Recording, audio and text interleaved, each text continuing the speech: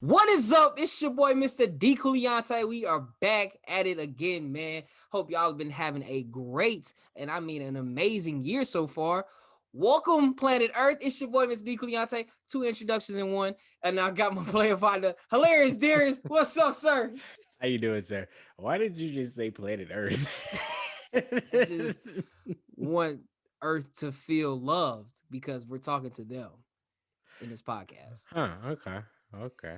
Yeah. That one caught me off guard. Because like you said, you said, what's up, everybody? Welcome back. I just assumed everybody was on Earth. I didn't know that we had two separate audiences. Man, I know I'm kind of discriminating against our fans in Mars The because Martians. Martians, I know they really be tapping into the podcast because this is an experience It that is. not only Earth can really take advantage of, but outside of Earth. So, I agree with yeah. you.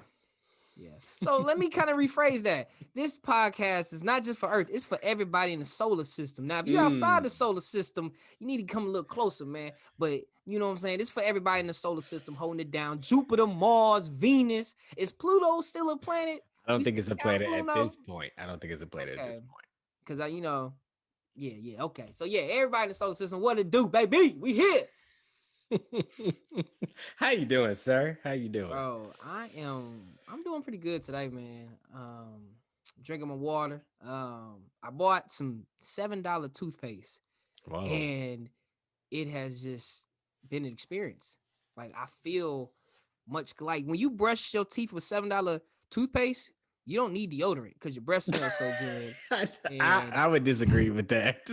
I think you still need both. listen, when you buy $7 toothpaste, it comes with dental insurance. They ain't tell you that. It comes with a coupon to your favorite dentist. So that's been my experience. So I'm loving that $7 toothpaste that I haven't bought. You know, it's funny when you said $7 toothpaste. I said ooh, but I forgot that I paid $100 for a toothbrush.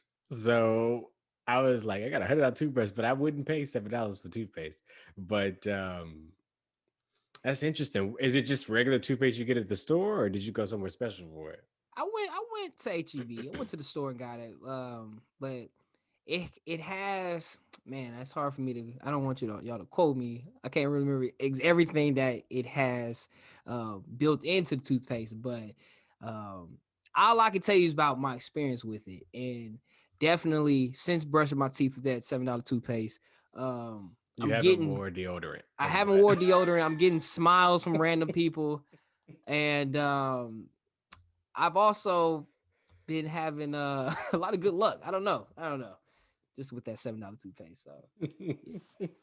Well, I didn't have $7 toothpaste this week, but what did happen was today I was leaving work and I had a flat tire, bro. Like my tire was gone. It looked like somebody cheated on their woman and told them they were driving my car. Like it looked like it looked like somebody tore my tire up, bro. It was flat. My tire was looking like this. This how my whole like it was getting instruction from a JC Penney's photographer. That's how my car looked. My car was just leaning like this. I said, "What the heck, bro?" So I had to call AAA. They came out there to fix the tire, right?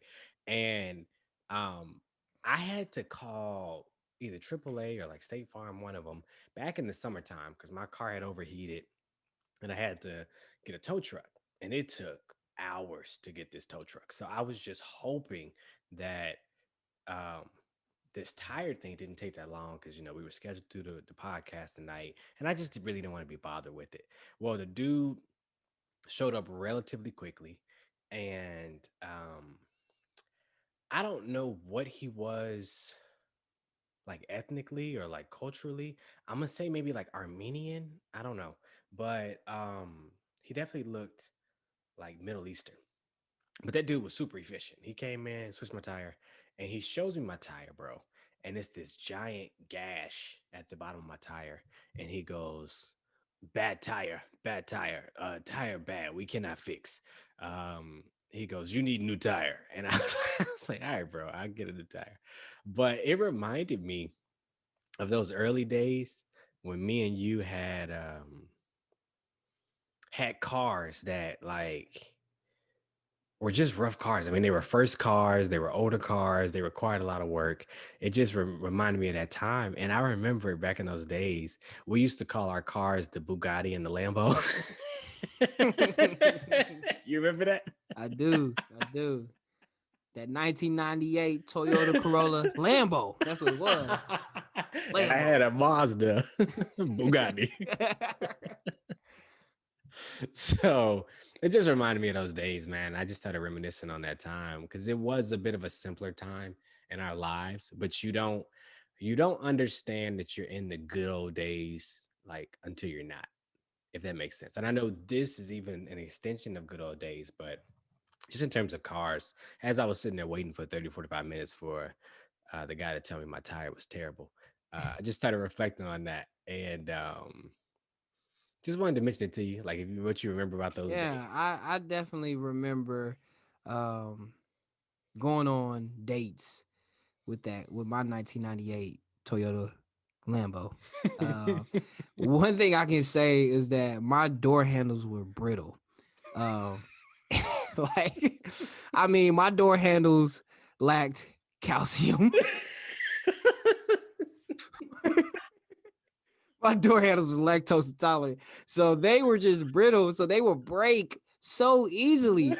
So I literally had to climb in my passenger side to get into the driver's side, and it was just very bad because my mom would just be, she would just be like, I don't want you to get into a car accident and they can't get a hold of you. You know what I'm saying?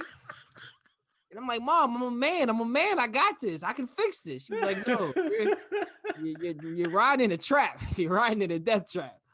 So I mean, those were the good old days. I also remember, like I said, like going on dates and girls being like, because you got to find a way to like be a gentleman, but at the same time, your car door handles are trash. So like, I'm like, let me get that door for you, baby girl. Let me get that door for you. They're like, thank you. Like, but hold on, before you get in, let me get in, and then you gonna close the door behind me. You know what I'm saying? Like, these was real stories. These was real stories. That's probably why, you know what I'm saying, I wasn't popping like I did. You know what I'm saying? They was always let me drive. They always wanted to drive. I'm like, my car works now. You know what I'm saying? It's bad when your job be like, when you get you a new car. they they Yeah, willing to man. give you a raise. Hey, listen, we all chipped in, and Frank is selling a 19 Nazi 95 Maziago or whatever the cars are called. Dude, I'm telling you, because I used to work at the mall, bro. And like when you work at the mall, it's always like, everything is nice and shiny. Everybody had nice cars but me. And we walk into the parking lot and go, look up Deontay. That 1999 Crash Bandicoot with me got. He's a Crash Bandicoot. You know what I'm saying, dude? Oh, bro, Man, yeah, bro. That man, car, that's but it lasted. But man, it was rough. see That's for rough. me. My door handles always work, but my car used to do this screaming noise every time I would start it, bro. It would be so embarrassing. Like, because I used to have to get up early in the morning. I'd get up at like 5 in the morning, and the whole neighborhood knew when I went to work. Like, I woke everybody up. And I don't know, bro. I just remember like it was you think the answer to those problems is, oh, let me just get a regular car with a more regular car note, a more reliable car. But then there were times where like, man, I really miss when I didn't have a car note. And I remember one summer, bro, my air stopped working in this Texas heat. And I remember I would roll my windows down and it would be hotter outside than it was in the car. I'm like, you know what? Let me just roll this up. I'll be all right. I went to an interview one time, bro. My back was so sweaty. By the time I got there, they was like, "You need a new shirt. You need a." Dude, that is hilarious, bro. Dude, And here's the thing to the audience out there: if you're driving in this car that we're describing right now, keep fighting. Keep fighting, Okay, bro. keep fighting. Your car, your new car is coming. It's gonna be a great opportunity. You're gonna be able to kind of cash out, get you a new whip. But I mean, I had my car for like 6 years. You had your car for a I while. had it for a while, You had man. it for a So, while. but like I said, paying no car note, Yeah. it was so easy to fill that tank up, bro. And take, I used to fill it up with Kool-Aid. Go, and we good. We can ride. Ran that car on Kool-Aid, boy. We used to go, man. Kool-Aid. It didn't take But much. you know what I remember about riding in your car, bro? You always treated your car like it was a Lambo. That's one thing I can say. With all your cars, you still treat it like a Lambo. But I remember you used to collect so many CDs because your car actually had like a CD player in it. And you used to have this black briefcase full of CDs. Oh my gosh, did you just pull So the I CD? used to have this briefcase full of CDs, and I still have my briefcase full of CDs. Here's the thing, ladies and gentlemen, with Apple Music and Spotify, this thing is obsolete, but I still hold on to it because it's my baby. I got classics in. That's J. Wait, Cole. look, let me ask the audience, or I want you to show the audience. Okay. Is James Fortune still, no, is Tupac still before James Fortune? Okay. Here's the thing. DJ Khaled and Jay-Z is before James Fortune this time. He's before James Fortune. So 444. I'm when I not black, die, I'm going to OJ. leave you my CD case when I don't die. want I that. told you. I have a Spotify subscription. It's free. I just gotta listen to some ads. Oh my goodness. I used to love flipping that CD case. What you want to listen to? I got everything in here. I got the oldies, I got the nudies. The nudies. The duties. Dude, that's what I'm saying. You learn everything. You just carry it with you, man. You just carry everything with you, man. So to the audience out there, stay hustling, bro. Your new car is coming, bro. Good things That's is coming your way, hilarious. man. And you know, man, as we're kind of reminiscing on old times, one thing I will say to the audience is that Deontay has always been in tune with the community and different activities that are happening in the community. And you actually put me on to the MLK March that happens in town. And the way it's set up, y'all, we go from one college campus to another college campus. And there's like this ceremony at the state capitol, I believe, at the midpoint, right? That's at the capitol, right? Yep. Um, we so Deontay tells me, I don't know how many years ago this was, but he goes, "Hey man, what you doing on MLK Day? You know, I want to do this march. You know what I'm saying? I ain't been in 10 years, but I want to do it." Deontay, what do you remember about that first time we ever went to the MLK March? Man, bro, all right, since we reminiscing, so all right, to the audience out there, I'm a little older, y'all. All right. I'm in my cool 30s right now, bro. So I at the time was in elementary school. So I'm like 10. And my dad, man, was he woke me up and was like, "Yo, son, we're going to this MLK march." I'm like, "Okay, what's I know about MLK, but I ain't never been to the march before." So we go, and it's so many African Americans, you know what I'm saying, there, and it's early, and we're literally marching from, like you said, from one university to the other, and it was just such an incredible experience, man. Just kind of marching with the community, and I just loved it. I loved everything about it. And like I said, so like when I met you, Darius, I was like, okay, bro, we have to do this because this is my childhood. I learned so much. I've seen so much stuff at this march, you know what I'm saying? So many fraternities and sororities and a whole bunch of stuff. So I was like, this is something we got to be a part of, something we got to really go see, man. So that's what I do remember about my first experience. It was like after Drumline, you know what I'm saying? Drumline came out in 01, you know what I'm saying? So it's around that time. I'm like, yo, those are the dudes that was, you know what I'm saying? Stuff like that. So What I remember about that first time that we went is, like you said, the ceremony, a lot of fraternities, a lot of sororities. But the thing that I liked was the solidarity amongst all people. Yeah. Like you see a lot of people of different cultures and ethnic backgrounds um, out there. And one thing that makes me laugh is Deontay kept comparing his experience 10 years ago to the one we were going through today. Right. So he would be like, yo, man, when we go there, man, we're gonna have a great time. I went with my dad. This happened, that happened. They had buses, they took us back, they did this, they did that. Right. So he's telling me this for like a week. So we started doing the march. The first march there, it's not that bad. I mean, you got a police escort, like the whole city's on board. You do the ceremony at the state capitol, and then you kept going to the other campus. And then when you get to the other campus, they have like this. It's kind of like this free marketplace, which is kind of a little odd, but people selling bean pies and scarves and signing you up for reading clubs, and it's like it's like you don't march to freedom, you march to capitalism. Like you just you march Brandon said capitalism. you march to- Hey, come on, there's capitalism. Come on, man. We marched to freedom. we march to buy two get one free. No, but Oh man, Darius, all right, man. All right, we'll let you slide. it's terrible.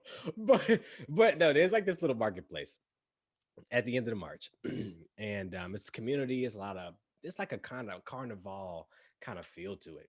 And I remember we got done, and there was this big old bus in front of the second campus. And I was like, oh, this must be the bus Deontay was talking about. This bus was beautiful. It was like long. It was the double long one with that little mushy stuff between both uh both trailers. And I was like, man, this is cool. So we get on it. See, it smells wonderful. It smells like everybody brushed their teeth with $7 toothpaste. Like it's just so lovely. Smell it on this bus, right? The seats are very cushioned and all this other stuff, right? And we get on there, we sit down, and the guy goes, "You guys like it?" And he's like, "Yeah, man, yeah. When does it go back to the other campus?" He goes, "Oh, no. This bus isn't in service. This is actually we're getting ready to launch these publicly in about a week or two, and we just wanted to show the community what the new bus looks like." And I was like, "So how do we get back to the original campus? Because I was told there would be buses." He said, "Oh, you would either have to catch a real bus, get a ride, or you're gonna have to march back, right?" So, Deontay, I'll let you jump in at this moment. What do you remember Oh, about that?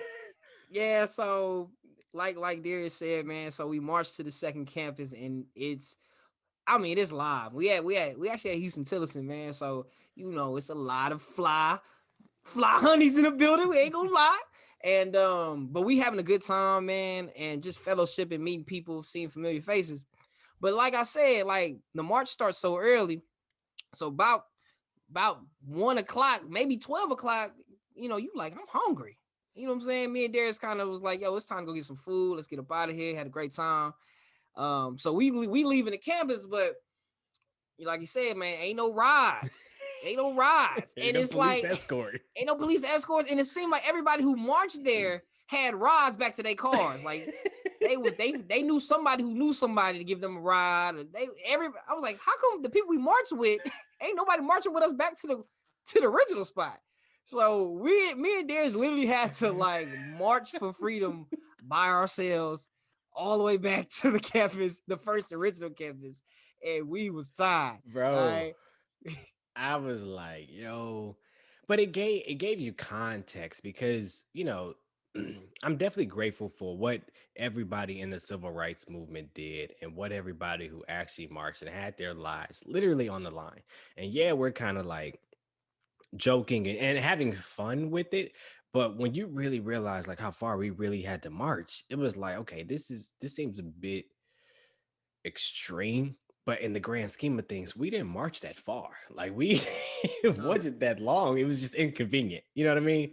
So And we didn't have to worry about you know water getting beat hoses up. and Yeah, dogs. water Yeah. hoses and dogs and stuff. That's another It level made it of a little easier to walk. yeah. That's another level of like, issues you got to go through. Like, man, I'm not only tired, but I'm tired of getting beat up. I'm tired of dogs chasing me. I'm stressed. You know what I'm saying? Thank you to our ancestors, man. Yeah, for We sure, man. thank you so much for what y'all have done, paving the way for us to have a platform like this, man. Um, Thank you for being those freedom fighters, man. So Man, and it's very interesting because I've been studying.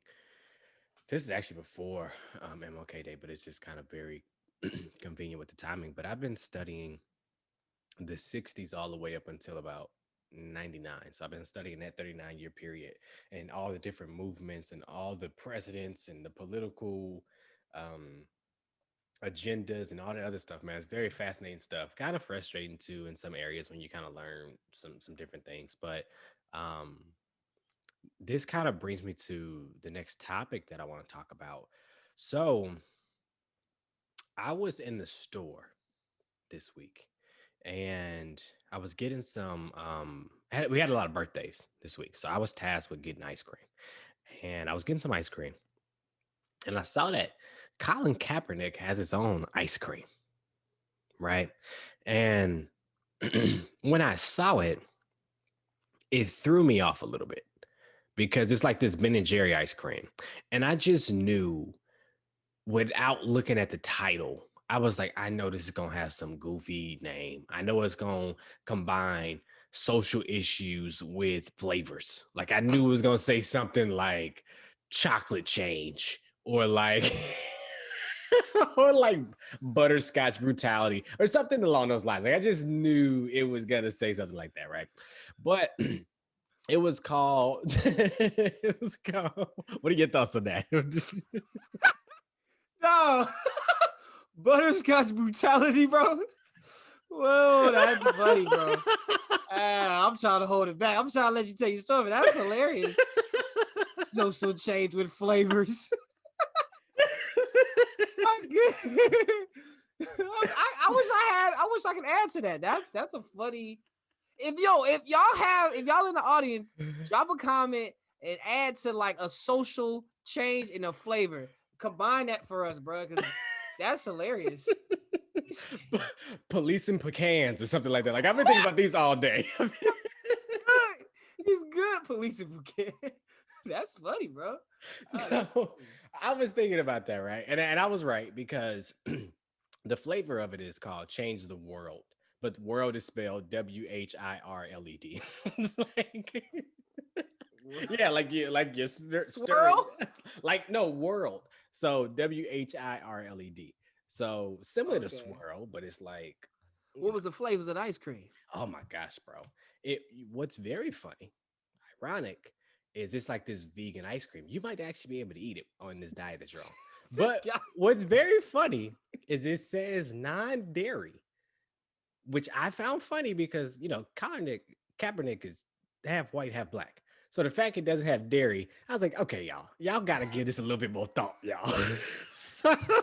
Oh my goodness, it's all chocolate. It's all but they have him with the afro, the picture with the afro, and he has his black fist up, or the Black Power fist up, and it had flavors like I think it was like chocolate chips, cinnamon bites, cookie dough, a lot of chocolatey flavors, right? No vanilla. No vanilla, right? So it just the question that I had ultimately is, can you be a capitalist and an activist at the same time? Now, granted, right, I did read that all of Colin's proceeds is going to, I believe it's his organization, the Know Your Rights thing. But I just I feel like they had the purest intentions behind this, but it was easily misinterpreted, right? And I just pictured somebody at a meeting just really thinking like, you know what, guys, I know how we can put an end to this national debate. Who cares who's right? Let's just get some ice cream. You know what I mean? Like, everybody loves ice cream. I mean, we could change the world. Oh my gosh, y'all. Like, it just felt like it felt very, because you understand some of the marketing mechanisms behind it. So it just felt like I see what you guys are doing, but I don't know, man. I don't know. This made me feel weird, and I don't know why. And I'm Mm. still internally taking inventory of why exactly it made me feel weird. But that was the last place I expected to see like Colin Kaepernick was in the ice cream aisle. Like it just caught me off guard. And you know what it made me think about too, bro? Hmm. I wonder wherever you stand on the matter. I mean, we're not trying to start anything here. We're not trying to do anything inflammatory here. But what I thought about is everybody who was against Kaepernick kneeling. What if this is like their favorite flavor of ice cream? Like, like what if they're like, I just it's non-vegan, guys. It's not even dairy. You know what I'm saying? Like, it just Eh, just made me laugh, bro.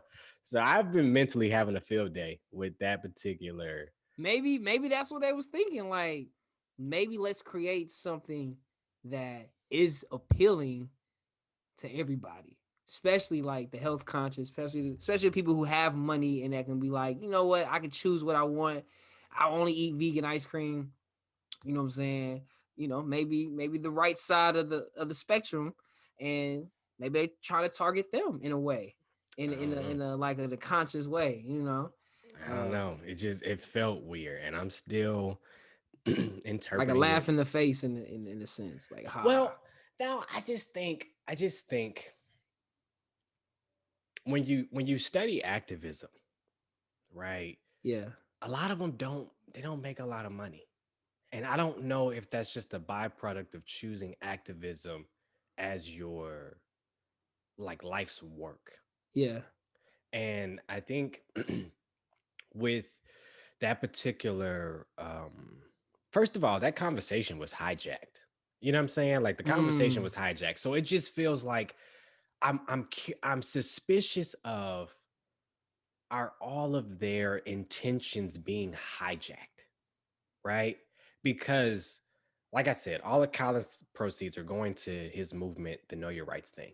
But the fact that the ice cream, like it's conflict, like it's conflicting. I'm like, what do I feel here? Like, do I grab the ice cream out of support?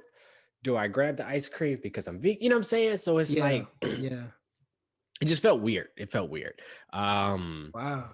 but I mean, what if who's to say like Kaepernick didn't get like his message across? You know, like at what point as an activist do you feel like you reached your goal? Like Mhm, when you start something and you're fighting for something, um, it may be kind of tough to measure how long you have to fight, but like in your heart, if you feel like you met your goal, like what do you do after that? Do you kind of like cash in? Like, okay, well, I got the message across. People are talking about it. The mm, discussion's real. So, okay, now let's cash in on it. You know what I'm saying?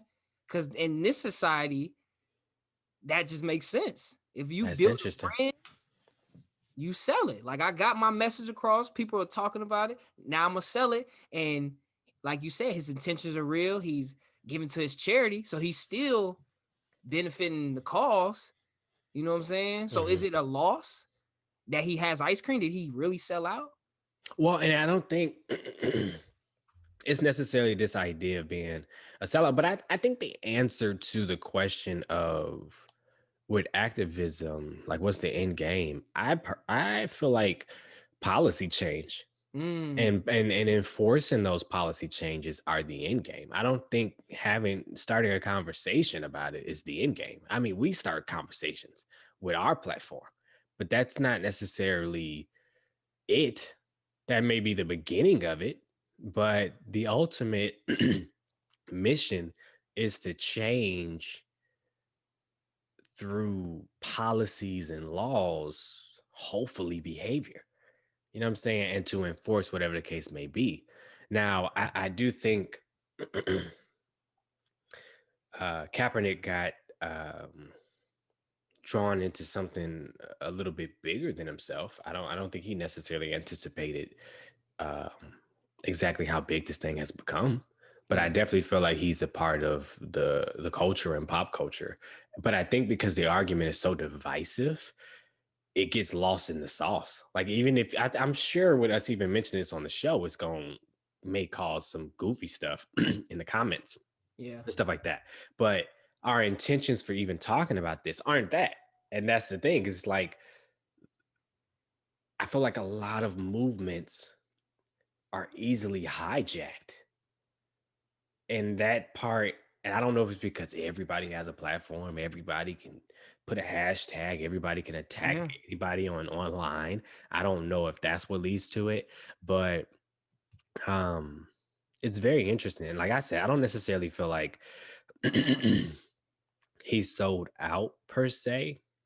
Um it was just a very interesting experience to have in the ice cream out. And the other part of it too, bro, ice cream is expensive. Like I don't know if you ever gone down the ice cream aisle, but you have to think. Yeah. Like down at ice cream aisle, like my aunt, I have an aunt who loves Haagen-Dazs ice cream. She always sends us to go get this butter pecan Haagen-Dazs ice cream, Yeah. and it's super expensive, but she loves it. So it's like I don't know, like how is is it targeted for us? I don't like I don't. It's just No. so many questions because I it's just like that price point. I don't know. Just some of the thoughts that I have. But go ahead. Go ahead. um and I guess I kind of want to mention, a personal story regarding the idea of when do you know when like how long to fight and like when you feel like you've kind of met your goals. Cuz I mean, who's to say that Kaepernick um doing what he did set the next person up to pass, he just passed baton, you know what I'm saying? It's fair. Um, so me personally, like I kind of think about the whole Waters Bay little project I did over the summer, where I kind of found the cause that I was kind of passionate about, and I started selling my shirts. You know what I'm saying?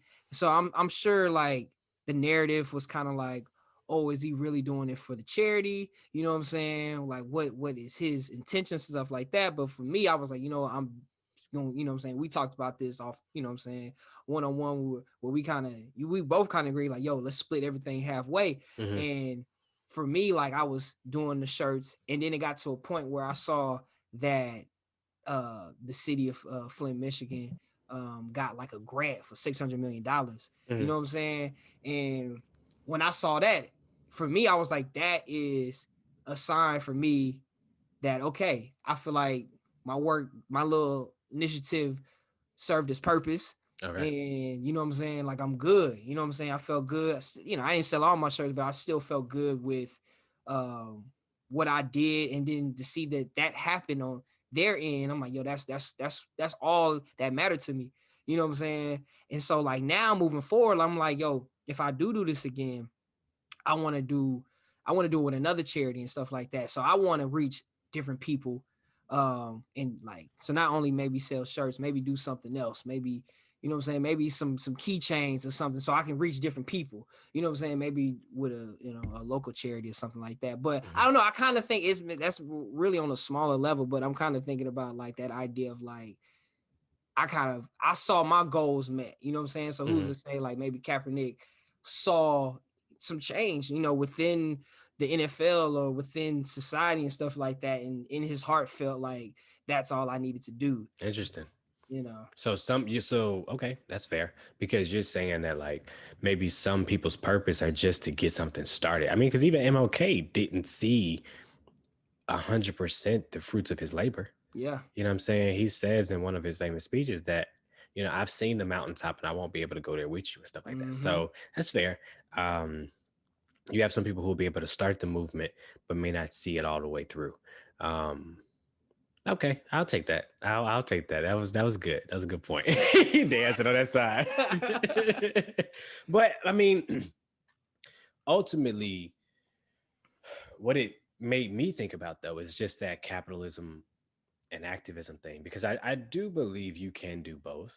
I think it Mm-hmm. just has to be a an appropriate mixture of Mm-hmm. both. And one thing I've noticed is that people, mm, I've seen it where like they'll focus on capitalism, and then with the money that they get, they'll support their causes, or like, because like with capitalism and humanitarians, like with Bill Gates. Bill Gates, makes all the money. And then once he's made, I guess, enough money, he begins to use those resources to try to start figuring out some of the world's problems and stuff like that. So I have seen it kind of done that way. But it was just a question that has been kind of lingering on my spirit this week, um, that I just want to discuss. Yeah. So Yeah, man. Yeah. Okay. Um. Well. Let's switch gears. Let's lighten up the room a little bit. With yeah, a a little different heavy. topic. Did it get a Got a little little heavy. heavy? I almost hung up on you. It got so heavy. To the audience, I'm known for hanging up on Darius when the conversation gets a little heavy. Always. His headset gets weak and the phone just disconnects.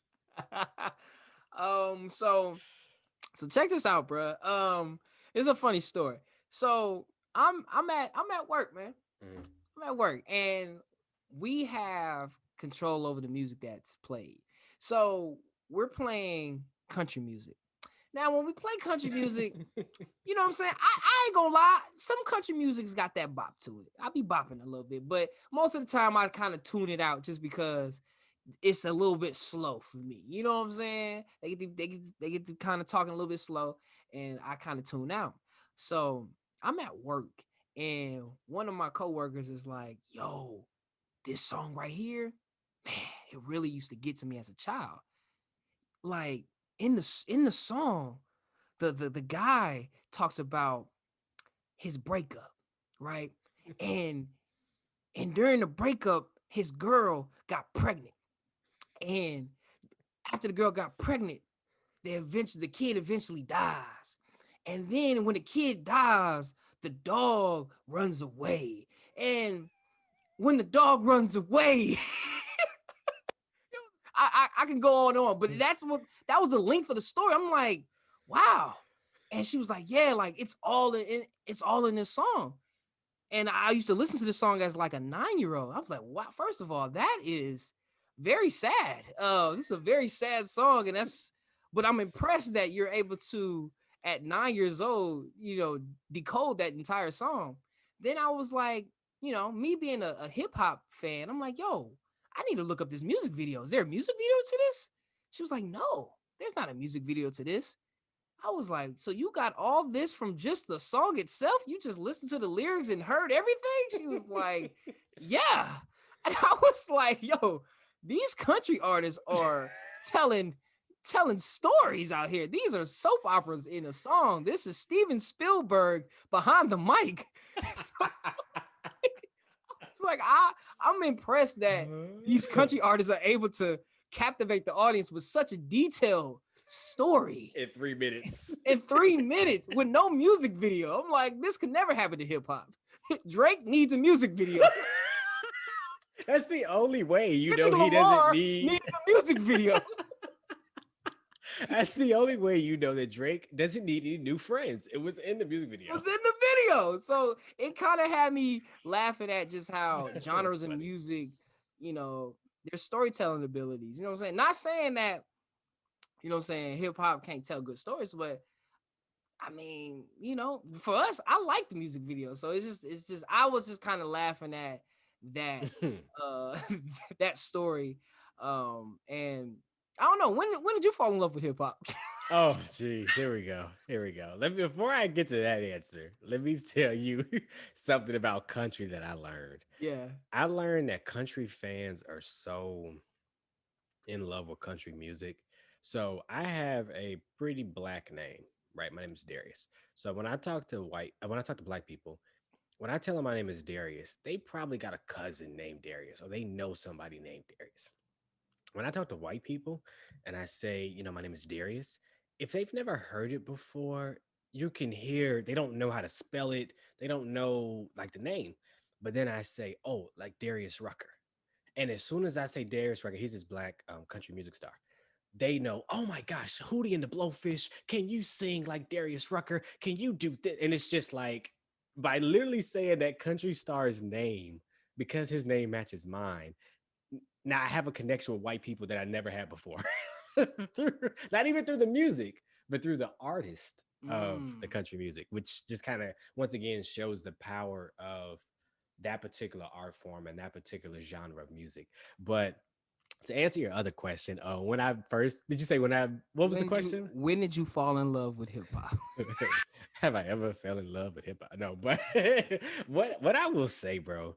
So growing up, we didn't listen to hip hop, man. All I knew is kind of gospel, you know what I'm saying? My granddad was a pastor, stuff like that. So the first song, I'm not gonna say I fell in love with, but the first song that was on my that was on my musical radar when it comes to hip hop is From the Window to the Wall. I was in second grade, second or third grade. And I remember the teacher would be like, y'all stop singing that song. Right. And the second song, the second song, I was in middle school, sixth, seventh grade. And it was like, hey, little girl, let me whisper in your ear, right?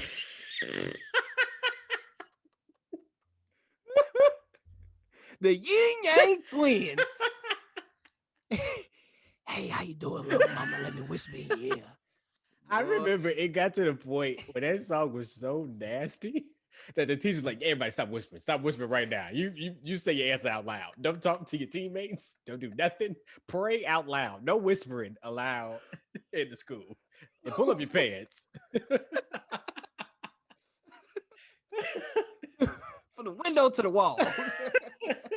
I'm tired of all of y'all. Quit whispering. Oh, that's so funny, Oh bro. What my about goodness. you? What songs made you a fan of hip hop? Um, bro.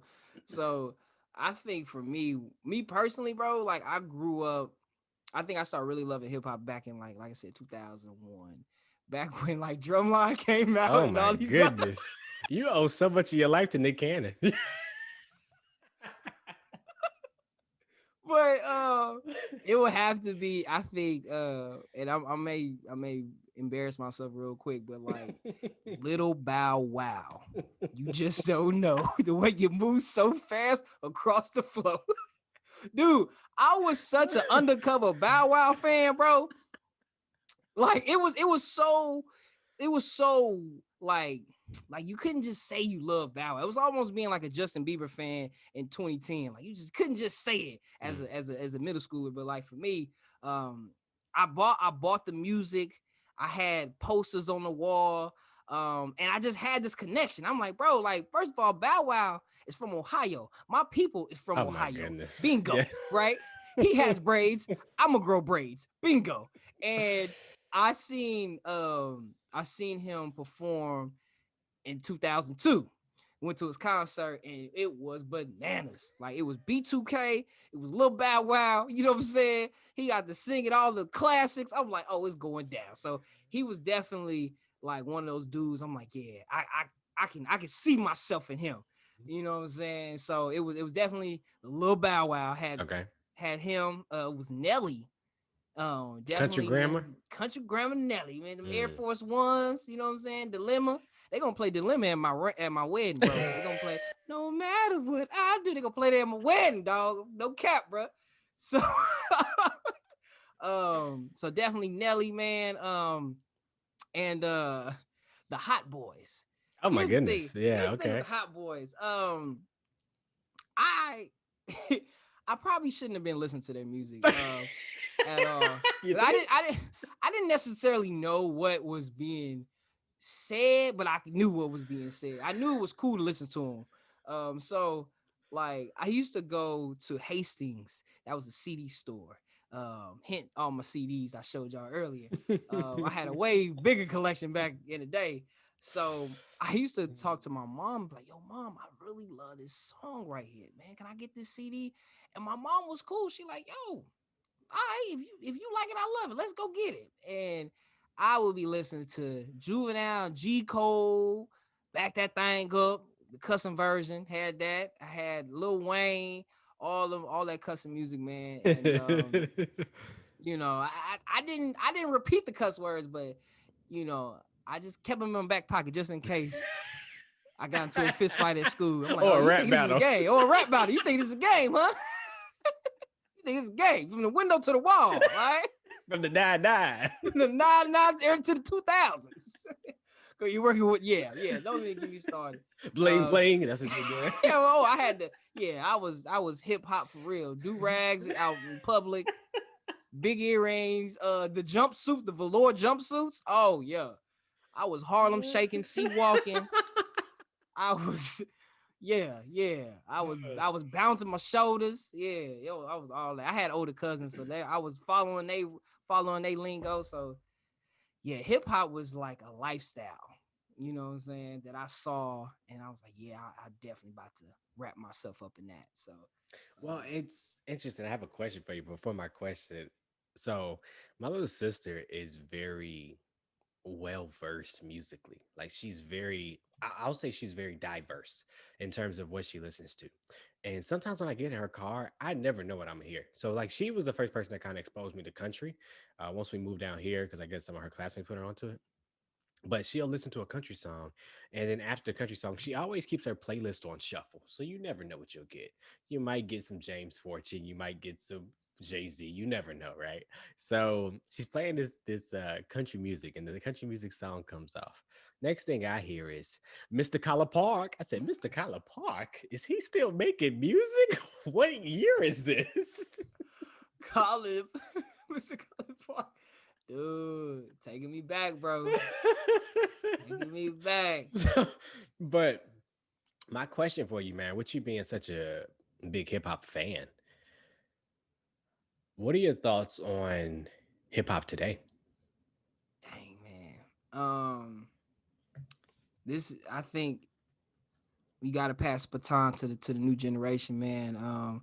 I don't necessarily connect with all the hip hop today. Now, you know, some of the music it has heavy beats and you can kind of vibe to it.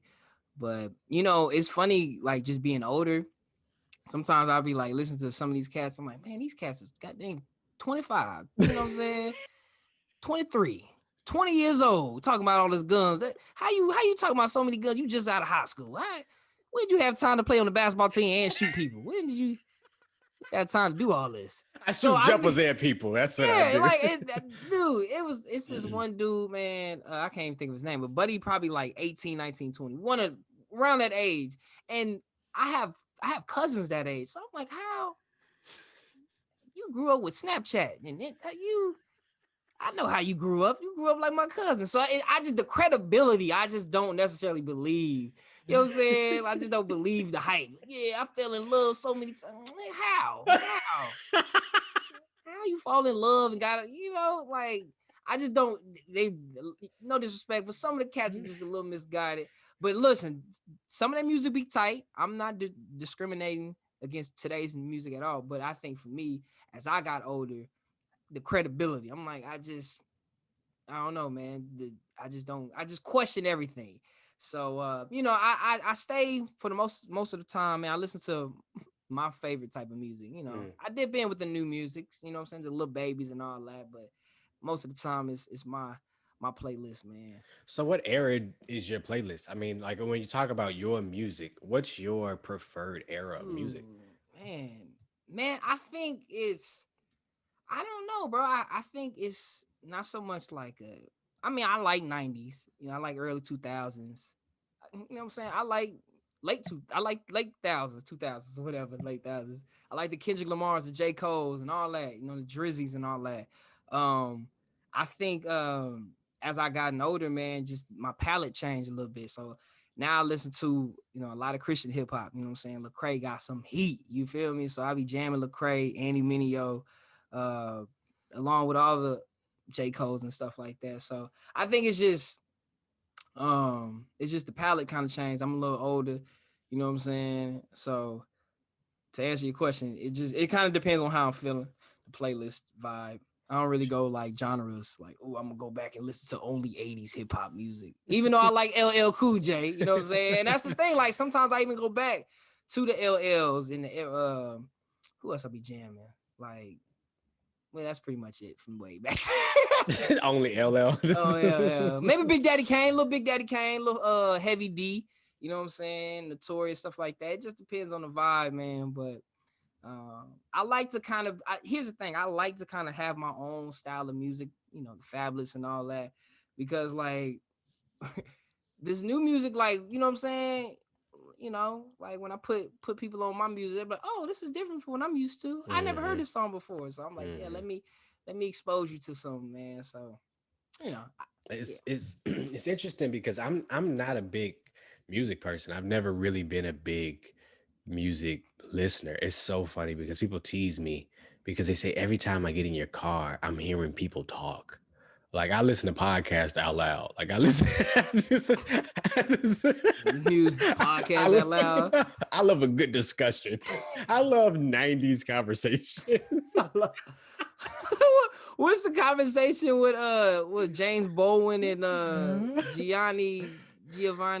Oh yeah. You talking about? I see that on YouTube. I haven't. Be listening to that. I like to go back and listen to the '60s conversation. Yeah, I listen to like debates with Malcolm civil X. rights debates. I listen to like nothing wrong with that, bro. Stand up from like '65. I listen to Bill Cosby albums. I listen to a lot of audio stuff, bro. And it's crazy because it's funny because people call me out, and I haven't thought about it, but they'd be like, "Hey, what kind of music you listen to?" And I'm like, I don't really listen to music.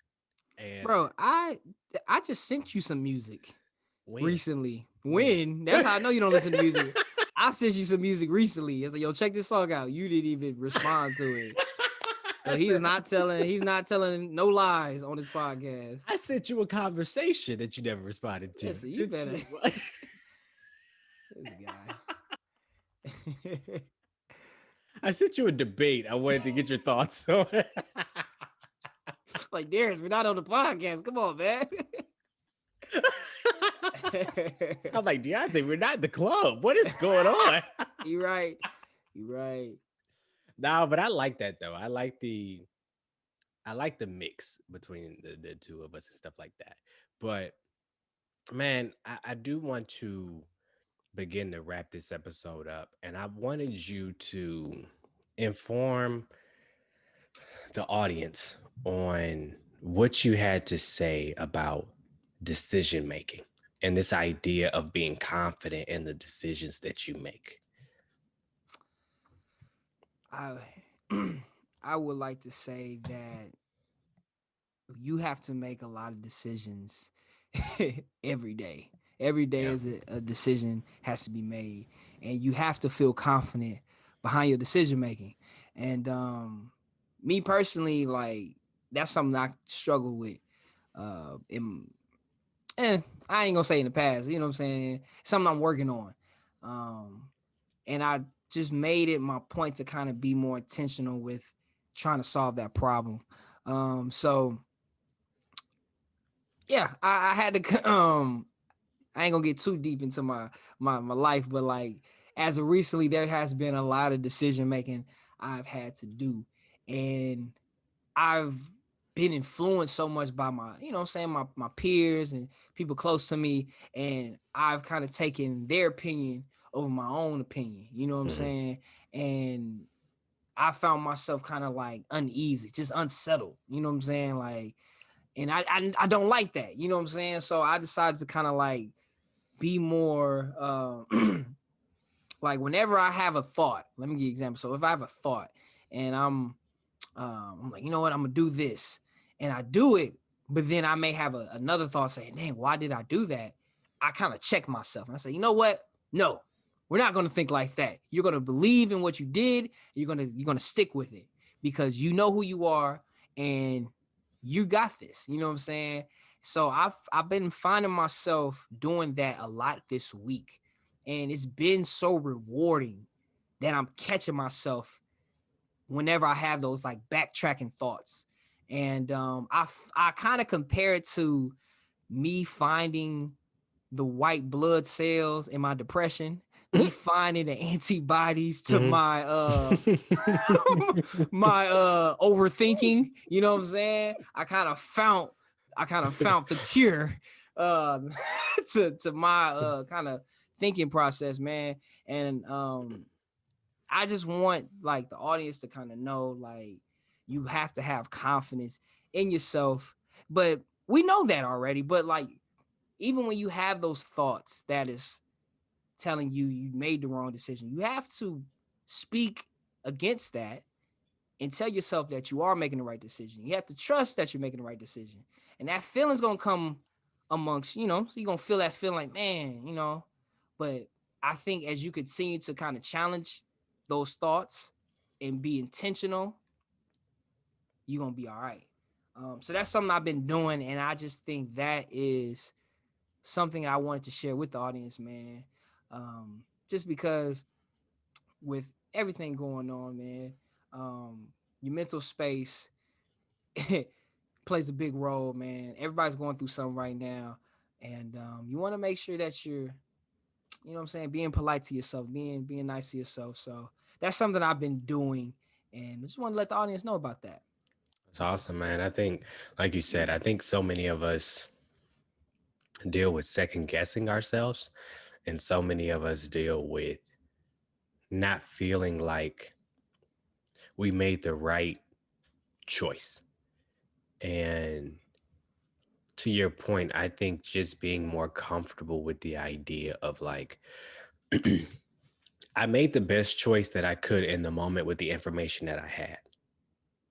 And you can't necessarily beat yourself up for choices that you made because they made sense to you. And that's the thing, man. I think people deserve the opportunity to be wrong. I think if you make a choice and it's the wrong choice, as long as you don't go to jail, hurt nobody, end up dead, or whatever the case may be, like it should be okay to make mistakes and be like, you know what? I chose wrong, but I made the best decision in that moment with the information that I had, with the understanding of who I was as a person, with the understanding of the circumstance, with the understanding of the context. I made the best decision I could, in that moment. And in hindsight, I see that I was wrong. Okay, now I'm going to take that information and that's going to help inform future decisions so that I can be more confident in the decisions that I make. So I think that's wonderful, bro. And I would definitely challenge the audience to take that inventory of themselves throughout this week between this episode and the next episode, um, of the choices that you make and just being confident, man. Like if you, okay, I was going to go a different direction, but I was going to, I was going to attack women in a playful way. Cause a lot of women don't know what they want to eat when you ask them what you want to eat. So I was going to say, women, make a decision. Please choose confidently. What do you want to eat? I'm tired of asking you the same question every day and you don't know what you want to eat. The menu ain't changed.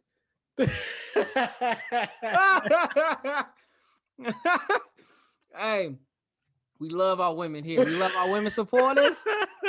We know y'all make great decisions. We love y'all. Hugs and kisses, baby.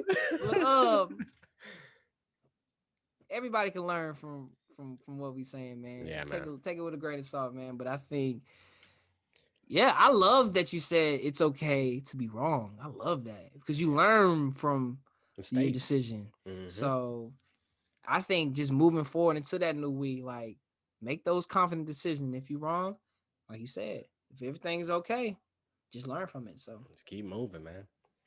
But I love this episode, bro. This has been a fun episode. These always go in directions we don't necessarily plan or anticipate, but I just love being on the roller coaster and just wherever this D&D experience leads, it's going to be fun regardless. So I want to thank y'all for another great episode. Mr. Ellison, you want to give us an amazing D&D outro? Yo, you already know, man. We straight gave y'all some platinum hits. You feel me? Harlem Shake through the episode. Check us out, man. Share it with your folks, man. Put them on game. It's your boy, Mr. D. Cooliante. My brother, my man, my ace Boone Coon. Man, I shouldn't call you Coon. My brother, Ace D. Bleed. I'm bad. I'm a bad. Black History Month coming up. I'm calling you. My bad, bro. I'm tripping. Listen. We need chocolate change. That's what we need. We need butterscotch brutality come out. Yeah. Yo, we love y'all, man. Peace.